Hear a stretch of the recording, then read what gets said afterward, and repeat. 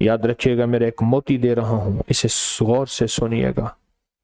कुछ वक्त ऐसे होते हैं, कुछ घड़ियां ऐसी होती हैं, इंसान कहता है मेरी जिंदगी में बस अब ठोकरें ही ठोकरें हैं, मुश्किलें ही मुश्किलें हैं, हालात ही हालात हैं, परेशानियां ही परेशानियां हैं, लेकिन कुदरत ऊपर से अजीब फैसले करती है। सुनना गौर से। अल्लाह कहती तू फलां जगह गया था, मेरा अल्लाह कहता है तूने मेरा नाम आजमतों वाला सुना और पढ़ा था, मैंने उसी वक्त तेरे हक में खैर के फैसले कर दिए थे, उसी वक्त तेरे हक में खैर के फैसले कर दिए, उसी वक्त तेरे हक में खैर के फैसले कर दिए थे।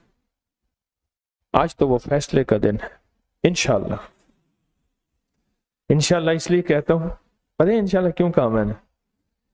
अल्लाह पाक कहते हैं मेरे बंदे, तूने मुझसे उम्मीद रखी और मेरे साथ जैसा गुमान किया, मैंने तेरे साथ वैसा मामला कर दिया। तूने गुमान किया था कि मेरी दुआ इंशाअल्लाह पूरी हो गई, तूने कहा था हो गई, तो मैंने कहा मैं भी नहीं कहा हो गई। तू कहता नहीं हुई, तो मैं कहता ठीक है देर कर, फिर अभी जब चाहेगा हो जाएगी। तो मैंने इंशाअल्लाह इसलिए कहा कि आज हमारे हक में उसकी रहमत के फैसले हो गए इंशाअल्लाह, करम के, कुदरत के, अता के, शफकत के, मेहरबानी के, फजल के फैसले इंशाअल्लाह हो गए।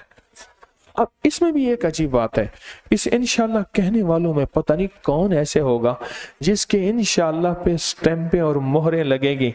अल्लाह कहेगा ये इस काबिल नहीं, चल इसको एक तरफ करो, ये नहीं है, ये नहीं है, मौला ये आओ इसको ले आओ। तो मौला फिर वो ये तो उसी महफिल का हिस्सा था, उसकी शान करीमी जौबन पे अल्लाह फरमाएगा तो इसकी इंशाअल्लाह कबूल है, तो इसके साथ सबकी कबूल है, इसके साथ सबकी कबूल है।